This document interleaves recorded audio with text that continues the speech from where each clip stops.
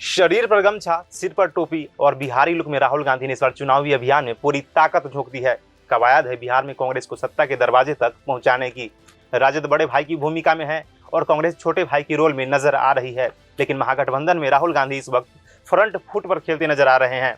Voter अधिकार यात्रा में उनके साथ तेजस्वी और मुकेश सहनी भी मौजूद है, लेकिन पूरा फोकस राहुल गांधी पर है। पिछली बार से कहीं ज्यादा कांग्रेस इस बार जोर लगा रही है। अब सवाल उठता है कि क्या राहुल गांधी बिहार में कांग्रेस का बेड़ा पार लगा पाएंगे? बिहार में कांग्रेस किसी जमाने में अकेले दम पर सरकार बना ली थी, लेकिन अब बिहार में कांग्रेस की स्थिति दुर्गति कैसे हुई? बिहार का पहला विधानसभा चुनाव 1952 में हुआ और उस चुनाव में कांग्रेस सबसे बड़ी पार्टी बनकर उभरी और अकेले दम पर श्री कृष्ण सिंह की अगुवाई में सरकार बनी। फिर अगले दो चुनाव 1957 और 1962 में कांग्रेस ने ही बिहार की सत्ता पर राज किया, लेकिन 1969 के चुनाव में किसी भी पार्टी को स्पष्ट बहुमत नहीं मिला, लिहाजा बार बार सरकारें बदलती रहीं। हालांकि 1972 में कांग्रेस ने फिर से वापसी की और केदार पांडे और अब्दुल गफूर को तय समय के अनुसार मुख्यमंत्री बनाया। फिर 1972 के बाद उतार चढ़ाव का दौर शुरू हो गया। 1977 के चुनाव में जनता पार्टी ने कांग्रेस के वर्चस्व को उखाड़ फेंका और कर्पूरी ठाकुर की अगुवाई में पहली बार गैर कांग्रेसी सरकार बनी। लेकिन सबसे पुरानी सियासी पार्टी ने 1980 और 1985 में फिर से बिहार में सरकार बना ली। हालांकि 1985 के बाद कांग्रेस की गाड़ी पर ब्रेक लगा और फिर शुरू हुआ लालू राज।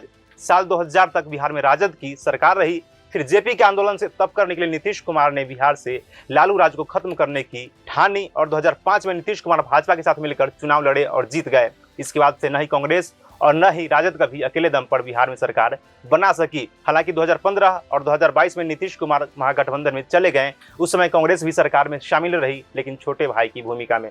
अब आते हैं मूल सवाल पर कि बिहार में कांग्रेस का कैसे हुआ बंटाधार। 1990 के बाद से कांग्रेस बिहार में हाशिए पर है।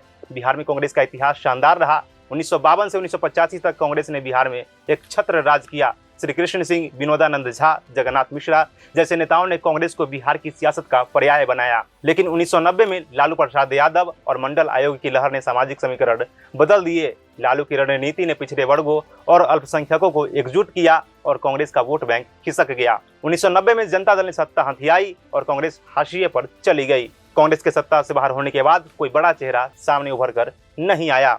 कांग्रेस जूनियर पार्टनर बनकर रह गई। इसका कारण है बिहार में कांग्रेस का स्थानीय नेतृत्व और संगठन कमजोर रहा। इसके अलावा साल 2000 से बिहार में लालू और नीतीश कुमार का दबदबा बना हुआ है।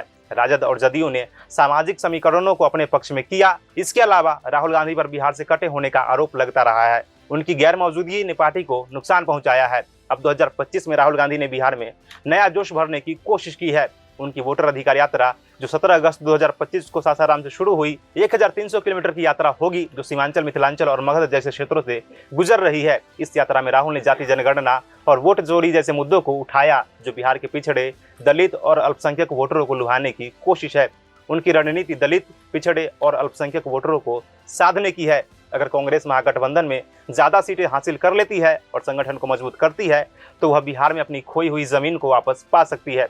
राहुल का देसी अंदाज, मखाना खेतों में उतरना, युवाओं और महिलाओं से संवाद करना, क्या यह दिखावटी जोश है या वाकई में कांग्रेस की वापसी बिहार में होगी? इस खबर पर आप क्या सोचते हैं, हमें कमेंट बॉक्स में जरूर बताएं। वीडियो देखने के लिए धन्यवाद।